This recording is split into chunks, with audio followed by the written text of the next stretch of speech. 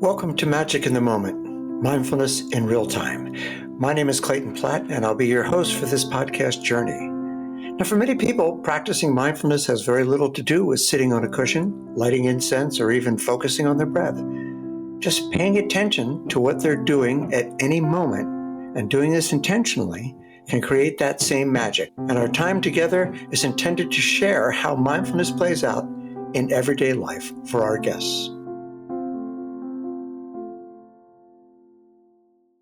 This episode is sponsored by Meditation for Leadership, bringing the power of mindfulness to leaders and teams.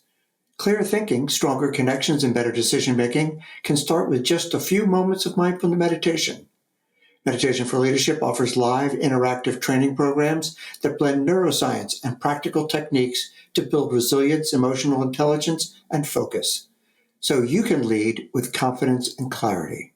Experience the difference mindful leadership makes. Visit meditationforleadership.org to learn more. My guest today is Sonja Pemberton, who weaves mindfulness into her personal and professional life in this same unique way. And it's paid dividends in her relationships and has helped inform how she coaches and trains her clients. Sonja is an international speaker, neuroconscious thought leader, and she helps organizations and their leaders future-proof and thrive in uncertainty through neuroconscious foresight. So, Sonja, you were telling me about being up on Cape Cod in the midst of Hurricane Sandy and being in, I guess, a conference with 60, 65 other people in the midst of the wind and the storm going outside, and somehow being able to maintain a sense of calm and collect, despite the fact that who were with you were from Europe, had never experienced a hurricane at all, but were able to somehow keep their focus and their calm in that moment, the energy, the collective energy in the room, all working together to create a sense of well-being. Yeah, and what's interesting is, as the saying goes, ignorance is bliss. So the fact that they had never been in a hurricane, they didn't know to be afraid, right? And so that collective energy that we had, and that we were all present to the very moment of what was happening inside the tent. We were actually up on Cape Cod having dinner outside in a tent, up on Cape Cod having dinner with this group of 66 people, with probably the majority of them, more maybe about 60% of them, being from Europe and having never experienced hurricanes before. So the moment was that what was happening outside was irrelevant to just the presencing that we had together, with that collective energy together in that same mindset to be present to what was in that moment. And our environment, what was happening inside the tent, not what was at the tent. Because as you know, the brain loves to be in that space of looking for threat. So if we were to let our human selves be in that moment, we would normally be worried about the threat. And that would have been distracting us, beauty of what was happening for all of us collectively as we were having dinner inside the tent with a hurricane happening just about outside of the tent. It was coming up coming up the East Coast. It wasn't like right above us, but we had the wind and all of that happening while we were sitting there having with Europeans who've never experienced a hurricane. So I know that a lot has happened since then, and I really want to spend sort of the majority of our time talking about two different things.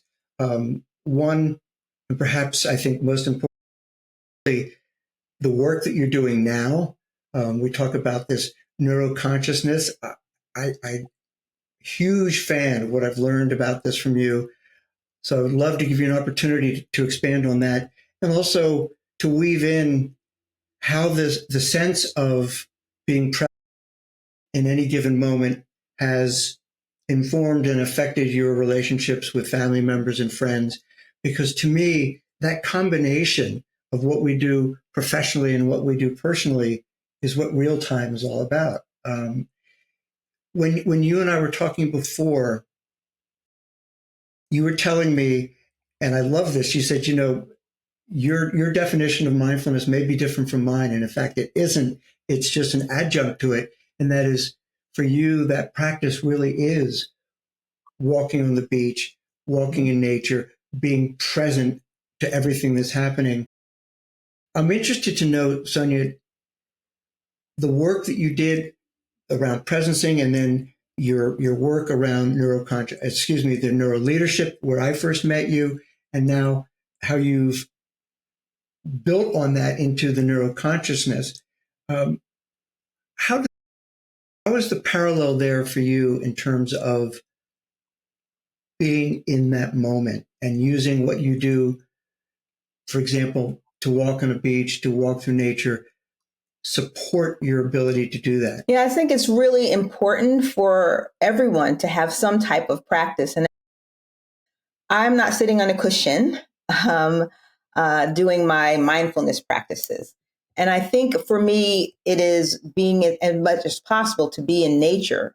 Specifically, I live on the coast, so I like walking to the beach, walking on the beach. I don't walk to the beach, but walking on the beach, and nature of some kind. And I think the parallel to the mindfulness practice in and of itself, it informs our mindset. It informs our energy. It is how we show up in the world. The more mindful you are, it's really all about building that self-awareness.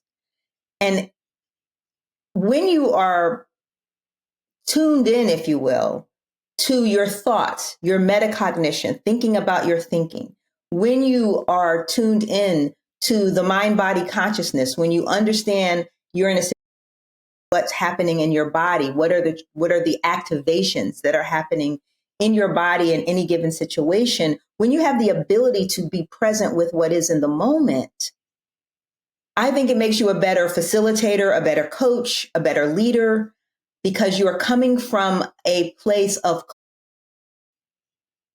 you're not coming from a place of reaction. You know, as we say, it's always better to respond than to react. And so whenever you're coming from that place of responding, it means you're usually using your cognitive ability and not your affective ability or your emotion, them lead. And I think being able to have those moments, whether you're taking 5 minutes at your desk, whether you get up and walk outside or down the hall, or, you know, we're all working from home nowadays. A lot of people are, whether you just go out, you know, for a few minutes out of your office, whatever it is that one to have a moment to just ground yourself back in that place of self-awareness, no matter what's going on around you. And especially when things are happening that's disrupting your energy as it relates to your mindfulness, that really helps how you show up in the next things that you have to do calendar, for you to be in a place where you can be fully present to what is, where you can listen, not just listening to respond, but really listening to understand. And that's a whole nother conversation on the levels of listening, but that is where most people that I work with in particular need to be. That's a skill set that they need to build, and it's like a muscle, as you know. The more you use it, the better it becomes, and the stronger it becomes. Yeah, yeah.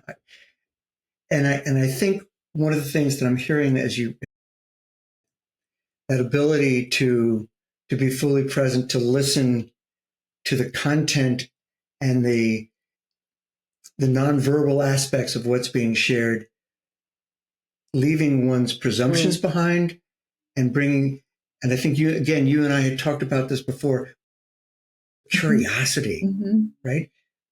Because so often what we're bringing into an interaction, into a conversation, is so informed by what we already know or what we think we know.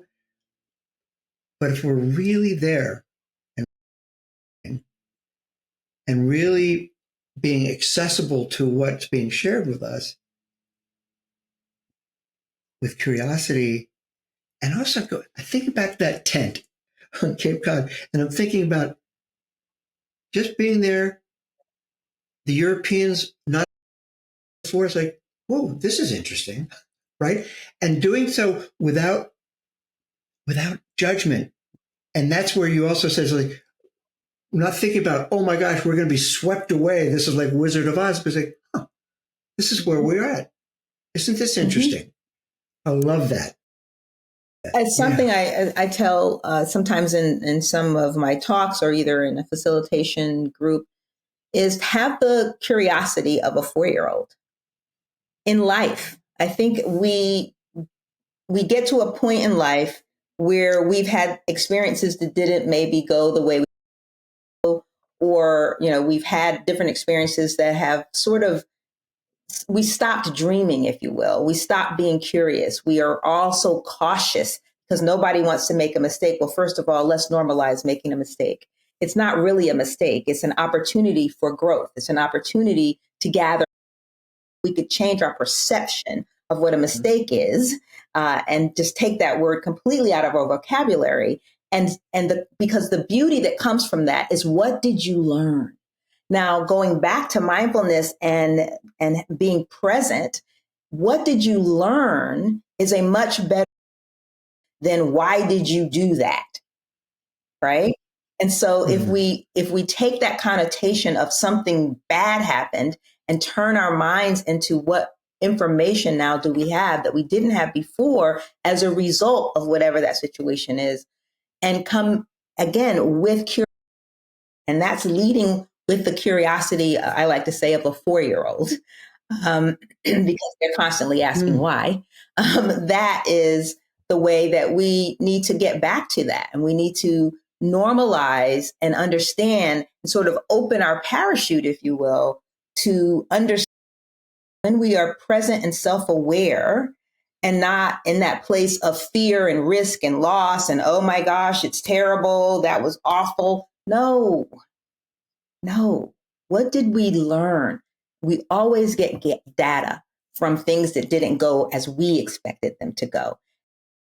That data is what informs how we move forward. So there's always something to glean from any experience that we're having, specifically in our organizations, in our personal lives, things that happen, perhaps raising teenagers. They don't always make the right choice, but there's an opportunity there for them as well to be more and to reflect. The other thing I think is really important here is many people think that they learn by doing, and there's some truth to that. But I believe we learn by reflecting on what the action was.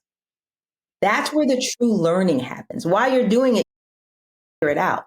But the learning happens when you're not doing it and you're reflecting on what you did, and that helps you to learn whatever that skill set is, because now it's coming from the reflection. I believe it was John Dewey that said that, that we don't really learn by doing, we learn by reflecting on what we did. Interesting. It's so funny when you said that. I don't know why I suddenly had this image of the head coach of a football team watching That's game why they film, do it. right? And so playing the game is important, and you don't play, you're not going to learn. However, it is very difficult to both do and learn at the same time. And I'm hearing that from you, and I'm like, yeah, which is why you look at the game film, or if you're an individual with your life, you spend some time reflecting. And so in my world, and I want to hear more about sort of how this would play out for you, in my world, that might come from sitting, closing my eyes, focusing on my breath, and then asking some pointed questions about, so what was this about? What did I learn here? How am I reacting to trying to stay away from the why word? And I heard you say that before too. It's like, why has all these implications, all these judgments? It makes me think of my mom and dad. Why did you do that? Right. But what and how and where and all those good words kind of bring up ways that we can say, oh, so this occurred. I reacted this way. As a result of that, what could I have done differently? And if I'd done this, so does that play into what you were thinking? And it goes even deeper. So to me, the first level is reflection, thinking about what transpired. and really understanding from different perspectives. So you're thinking what's transpired because you were there. The other piece is to take it even deeper and become something of introspection. So what was my role in that situation? What can I learn from how or didn't react, or what I should have said and I didn't say, or, what was my part in whatever that situation was? And then I think that's the piece where the self-awareness comes up, because in reflection, you're just sort of going over like a movie of what happened. But then you have to internalize into the introspective piece of what is the learning for you in that moment. And I think that is what's most important. And then I think the other piece is a lot of the work I do is with teams. And so no two brains are alike, right? No two brains are alike.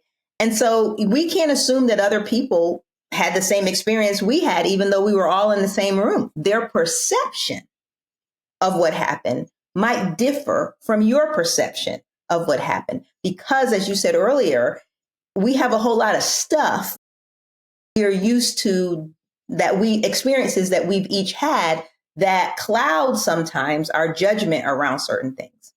And so for these situations, when we're reflecting and in that place of introspection, it is a good idea, once you get a situation, or maybe even a family situation, when you get back together with your team, is to have a conversation around what did other people reflect and introspect, and what came up for them, things that they didn't see in the moment, but now through reflection and introspection, they were able to glean information that was important to whatever the situation was, that help you to move forward in a way that really serves, if you will, the whole, as opposed to just me or you.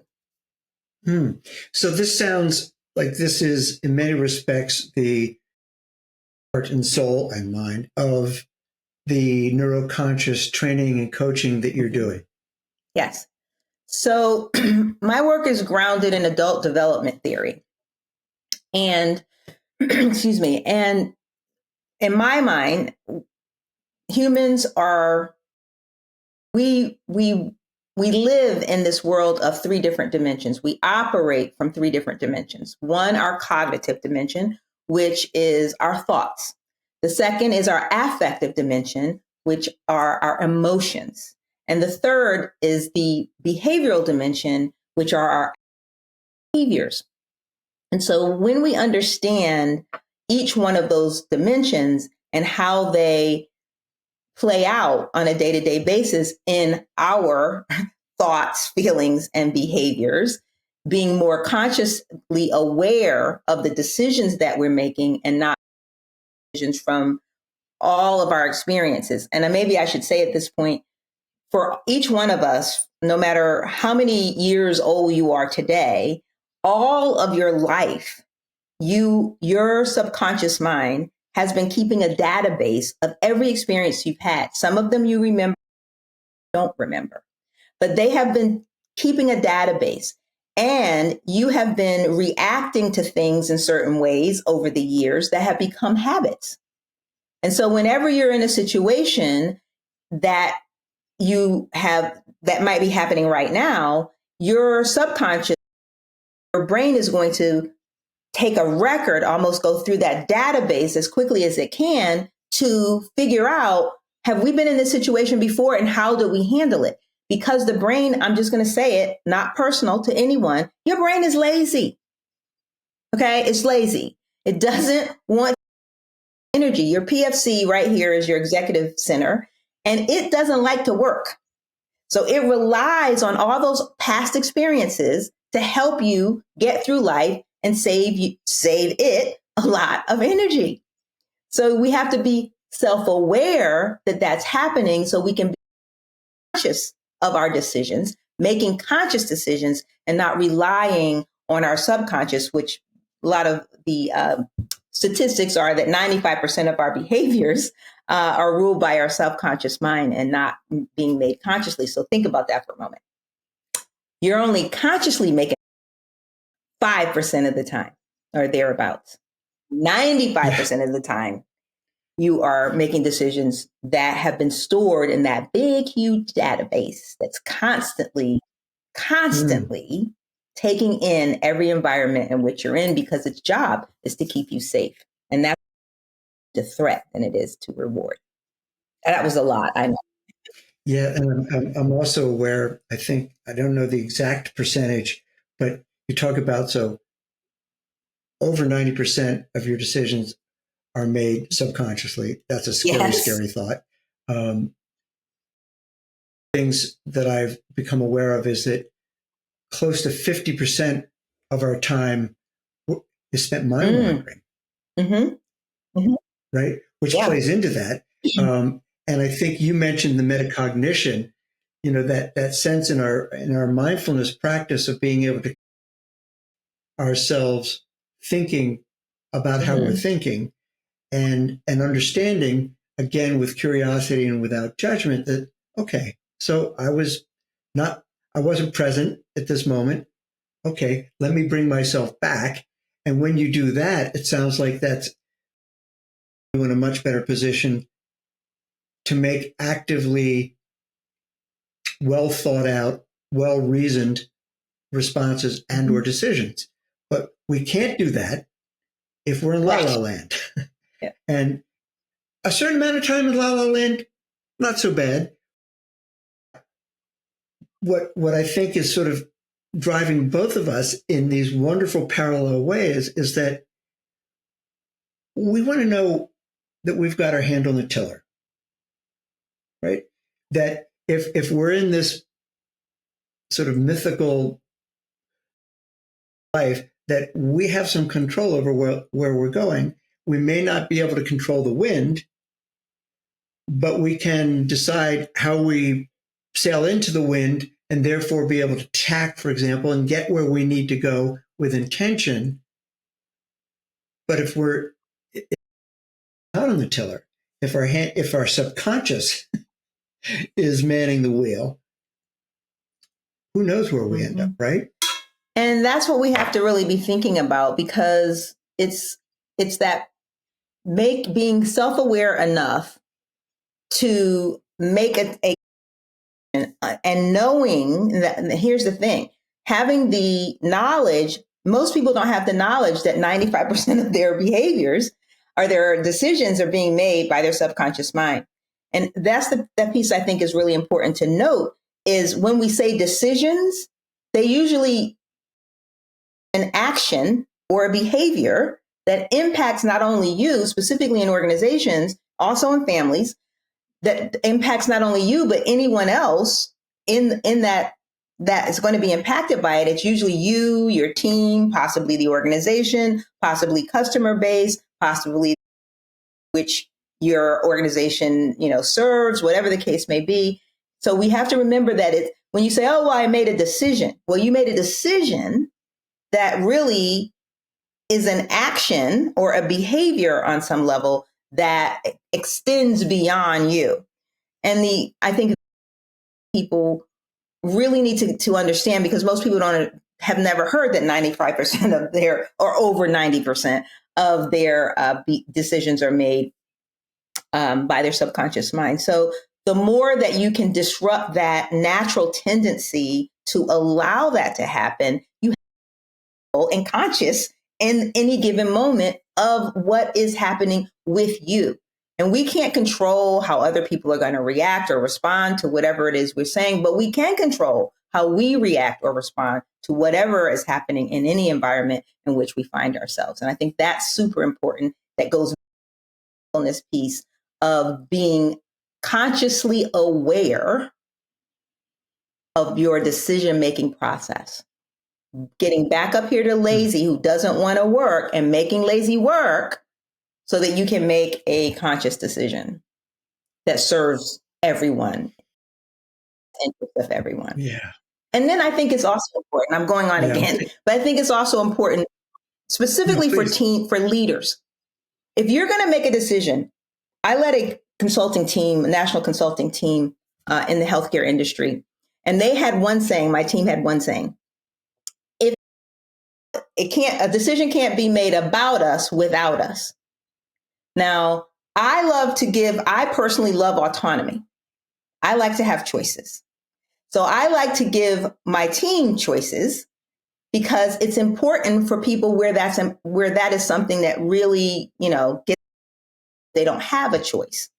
So sometimes we don't have a lot of latitude for choices that your team can make because you've got some directives that have come above your pay level. But always try to find some choice within the parameters so that they can feel like they have some type of skin in the game, that they have some autonomy, they're not being micromanaged, that is within the realm of possibility for them to be able to make some type of a decision, so that they don't have that feeling of being told what to do. I don't want to be told what to do, especially adults. We like to make decisions on our own. So I think that piece is also equally important. If you're making decisions that are going to impact your team in particular, have conversations with them, feel them out. What are they thinking? And knowing from the very beginning, at the end of the day, I'm going to have to make the best decision I can based on on all of the factors, including all the information that you all are sharing with me, including other information that I'm getting from other sources. But I really want to know what you all are thinking. And I can't promise it's going to go exactly as you would like it to go, but I want you to take things into consideration. And to the extent that I can, they will be part of the decision. Catching oneself in that process, I would think, catching oneself being open and clear and accessible to what the input's being given before those choices are made, right? And that's, again, where that presence, that mindfulness piece really comes in, because we can think that we're doing all that you described, which I think, if done, leads to really nice results. And by the way, I was just thinking, this one quote came to my mind. It was like, attention comes before choice and choice comes before results. And right. And that awareness of where we're putting our attention begins that process. That's the beginning of that equation. And it plays right into, I think, what you were saying.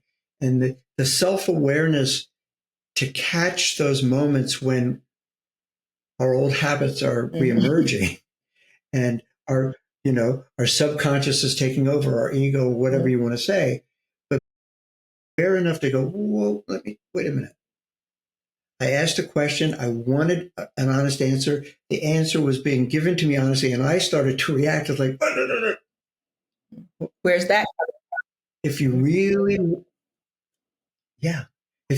want people to be able to authentically, and you've asked them for their honest input, wait for it. And I think there's another point here specifically for leaders, and that is not to give your opinion about anything first, because you hold influence over these people level, around their performance reviews, whether they're going to get promoted or not. Some organizations actually need, or I don't know if they're still doing this, but you need a recommendation or the ability to apply for another position within the organization from your supervisor. And so there's a lot of power and influence there. So it's really important for leaders to allow everyone else to speak and not give an opinion. Because once you've stated what you want, that could be intimidating to some personalities on your team, not necessarily for all. And it also goes to how culture is on your team. Doesn't matter what the culture is in the organization, because you create the culture for your team, which could be completely different than the organization's culture. So we want to keep that in mind. And so it's really important for you to hold back with your thoughts around any of the situations that you might be discussing with your team, and allow them to speak freely before you venture, give any indication of what your thoughts are on it. That's hugely important. And I wanted to get back to you. sort of bringing this into the real-time aspects of it, because this plays in, everything you described plays into our ability.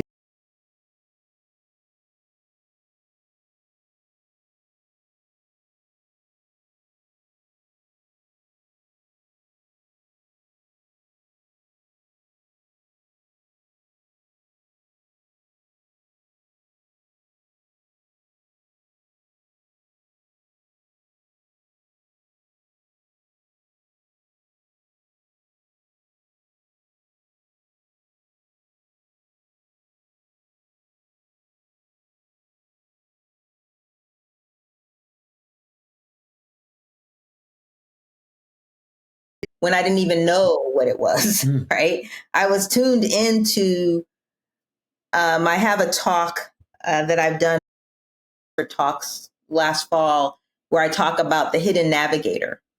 And I was tuned into this hidden navigator, which is really just yourself at a higher level, if you will, your consciousness, right? Your higher self, or whatever you want to call it. And I was very at probably high school, definitely college.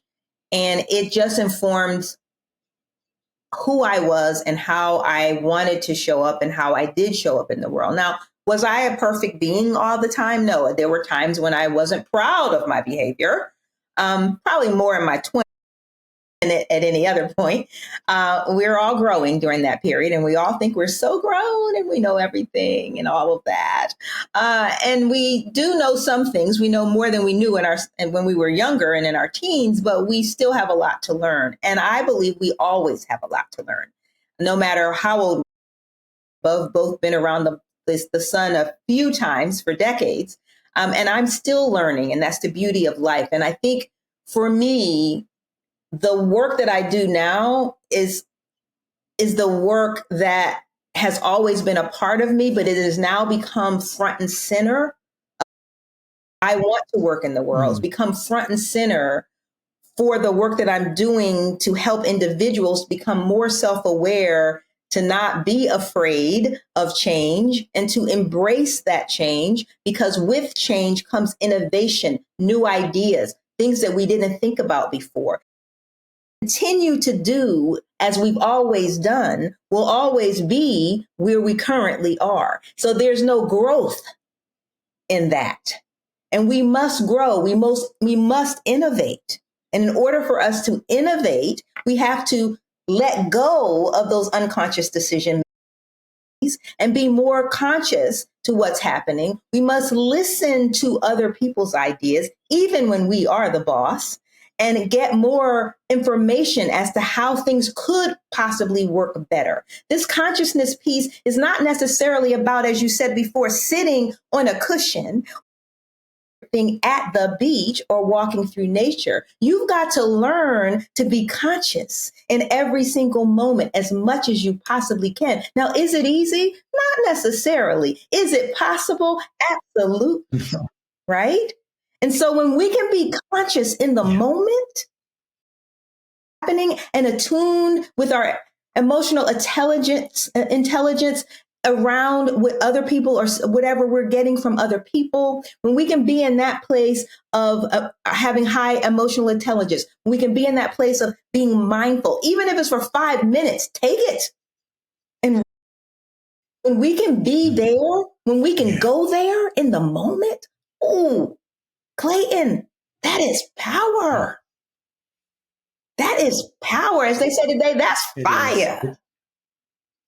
That's what that is. I love it. And it is. And just share with you, as you describe that, tuning into how my body reacts to things, I had these huge goosebumps because it was resonating so deeply. And one of the things that I wanted to share is that tuning into how our body reacts, and I know this is of your paradigm, tuning into how our body reacts to things and being aware, feeling those messages our body is sending us, there's huge power in that. And everything that you described just resonates so deeply. And I was thinking about the importance of being present, beginner's mind, that child view. I was thinking, and I don't have the exact quote, but I believe that Rachel Carson wrote about, the gift of children being staying with that child's view and being able to maintain your life, if it's at all possible, is magic in itself. For me, in my world, the building of that muscle has come from a meditation practice. Good for me. That's where I come from. And I believe in it. But I also really understand that there are quite a number of people for whom that traditional formal practice doesn't play perhaps a regular or even any part of their lives, but they've worked at strengthening this muscle on a daily basis by doing things intentionally. Oh, great word. Right? So, right? And we can't get that. We can't, you don't become stronger, you don't work out. Somehow. It doesn't mean going to the gym, but you have to do something to exercise your muscles.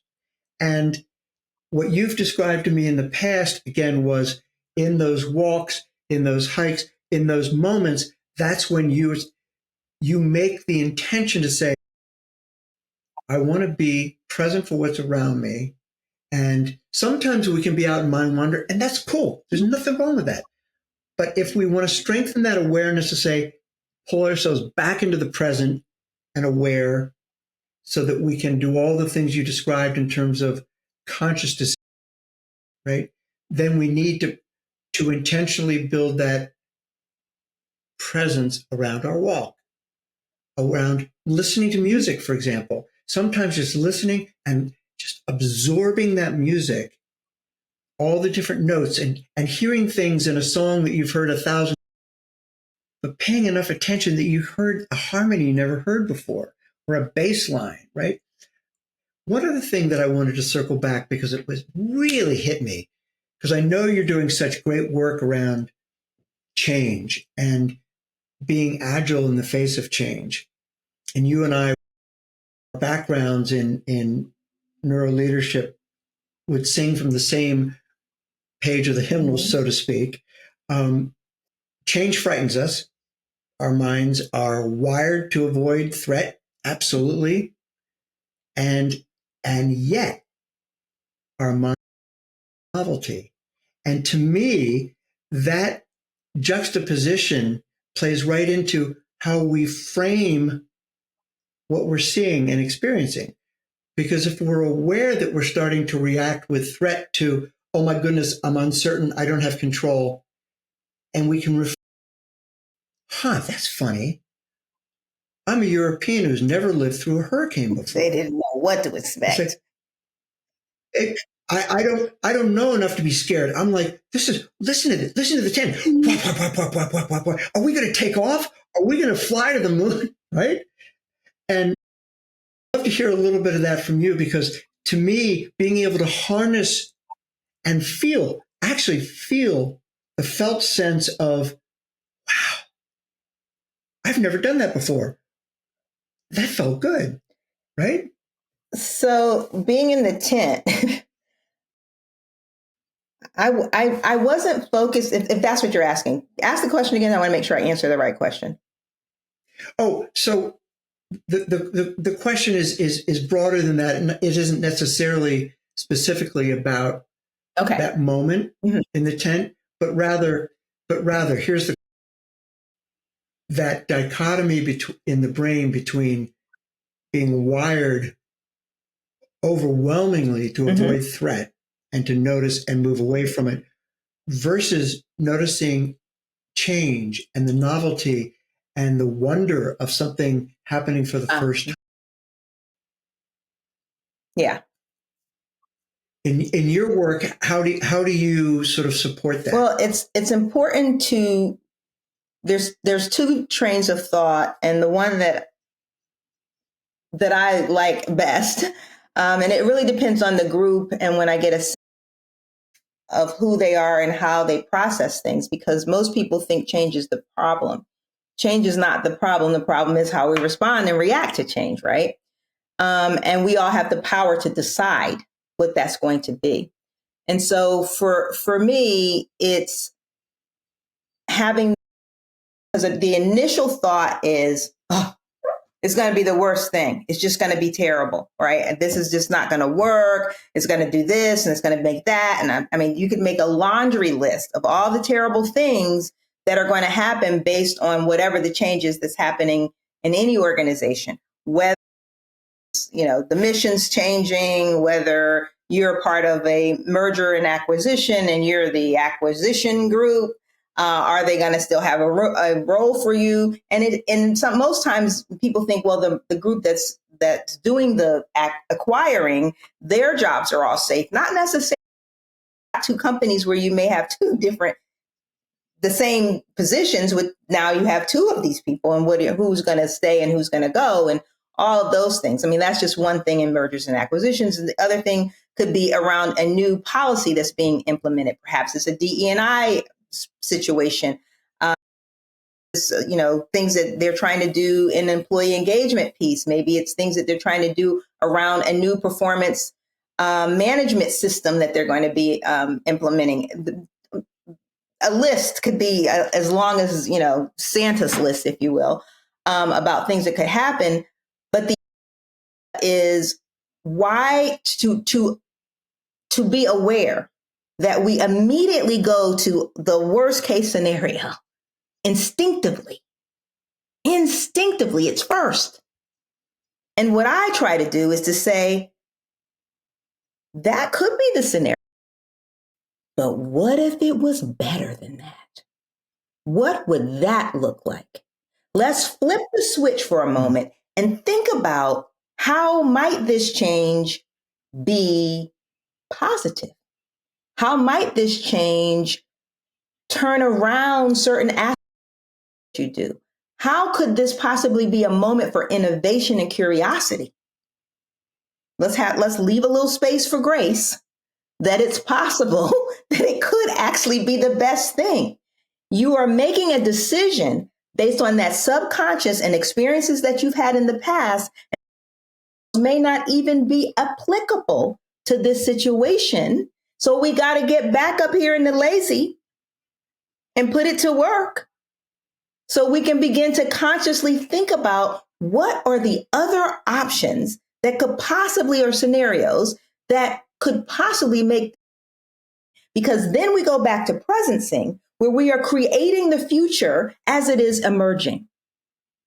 Because now we're thinking about, because part of the neuroconscious foresight work beyond the human operating system and understanding of the cognitive and the affective and the behavioral. Also, we didn't talk about it, but we also do some work around brain state, so people understand exactly what brain state they're in and how to shift and to recognize it, how to shift it, and how to maintain it. But then we need to be able to think about this piece on how open are we to possibilities. So the foresight work is about, let's think 10 years in the future, not 3 years, not 3 months, not 6 months, not a year. Let's think 10 years in the future. What do you see your industry doing? Or where do you think your industry could possibly be at that time? How do you future-proof for that situation? Because if that's the ideal situation that you would like to be in 10 years from now, how do we begin today to begin to create that future so that it is being created as we is emerging? And that's the work, because that's where you get people to think about the pinnacle of where they want their organization to be, and to be working towards that now, so that we can circumvent those reactionary instances that could possibly come up, because change is a constant that we have in life. And so we want to be, first of all, build that muscle around it could be good, just as equally as it could not be good. But what if it is? And what is it that we're trying to work towards? And why don't we start that now?